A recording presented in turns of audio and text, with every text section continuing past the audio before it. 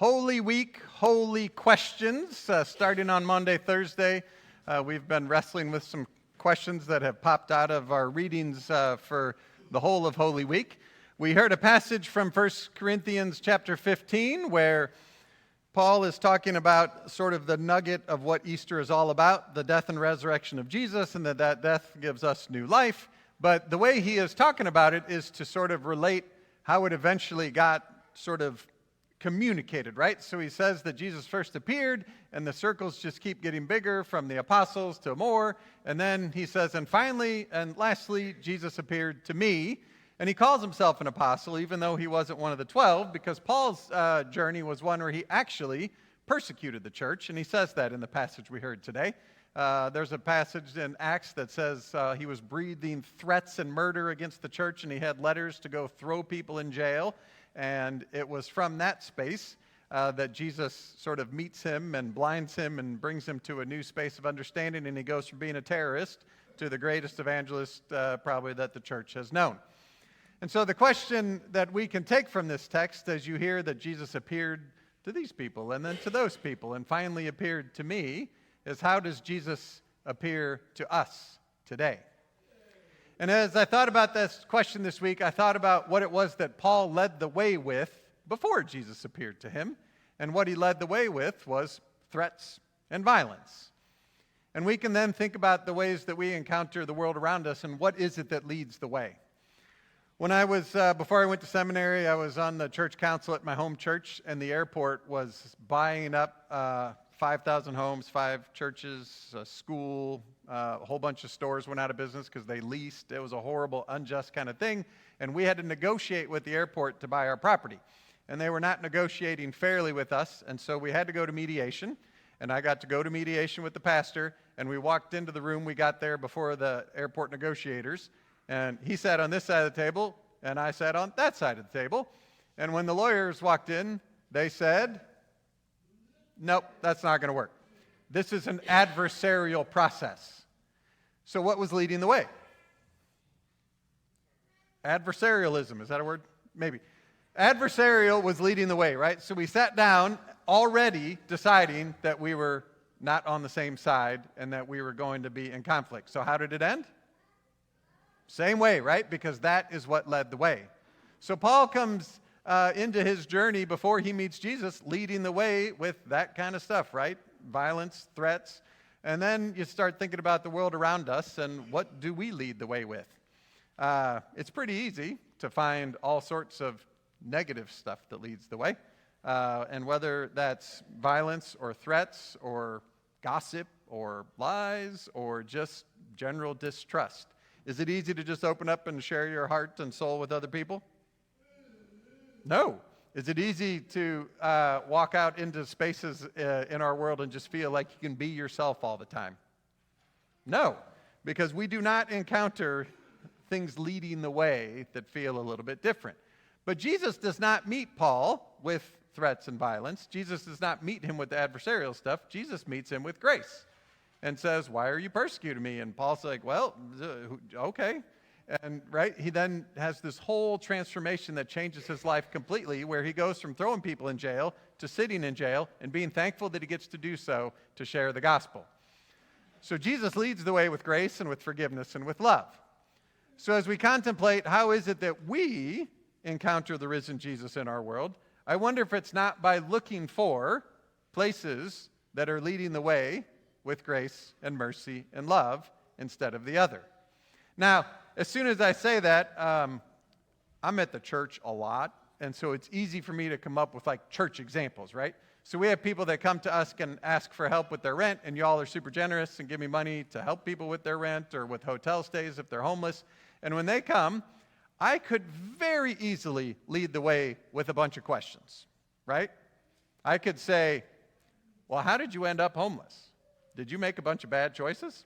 Because I don't know if we should be feeding your bad choices. And I could ask them a whole bunch of other judgmental questions. And often they're used to that because they come sometimes with a whole folder of stuff that they want to tell me the whole story to justify why it is that they have to come ask for help. Now, is that leading with grace and mercy? No, right? So mostly we just say, okay. Now, if you come back a second and third time, I do start asking questions, not to be judgmental, right? But because we're called to be good stewards, and the hope is to long-term help them get out of where they are. And that might make some deeper questions that lead into some different spaces of accountability. Is that graceful? I think so, right? And so leading with grace and mercy, and I could tell you bunches of examples of how I've seen the church do that. But did Jesus die and get raised for just those of us who are sitting here today? No, for the whole creation. So if we're going to encounter the risen Jesus, it's probably going to be out in the world. Because if you think about Jesus' earthly mission and ministry, where was he? Out in the world, right? He went to the temple, yes, but then he mostly was out in communities, and not just the communities of the people he came from. He meets a Samaritan woman at the well, and there's a Syrophoenician woman who asks him for help, right? Jesus is out in all of the world bringing grace and mercy because that's what he leads with. So if we're looking to where we might find Jesus in the world today, my guess is that we're going to find new life in the regular everyday places where Jesus would still and does meet people today. Two examples came to mind for me. When we lived in Colorado, our kids were in elementary school when I was a seminary intern, and we went to the school one day to drop something off in a classroom. And our one son had a kid in his class who was a chronic behavior problem. Now, it's easy to lead the way with what? Punishment, discipline, you got to go home today, whatever. And I remember a day where we walked down the hall, and the principal, who was kind of a gruff-looking guy, like he had kind of shaggy gray hair and like a mustache, and he was sitting, I'm going to say crisscross applesauce because that's probably what he told the kid, down at the end of the hall, and the kid was sitting there, and they were having a very quiet conversation. Now, I have no idea what they were saying, but what you took away from it was he met the kid down on his level, he talked to him quietly, and it was clear that he was leading the way with grace and love and mercy, and not punishment and judgment and all the rest. Does that solve his behavior problems all the time? Probably not, but it most certainly is going to go farther than constantly meeting that with, right, judgment and punishment. Second example, I had a conversation with a friend this week who's got a kid about the same age as my kids, and he's got a relatively new job, and when he started that job, he said, look, I know that your rules and policies say I don't get vacation for a while, but I got this thing I already signed up to go do, and I need 3 days off, and I understand I have to take that unpaid. And they said, yeah, great.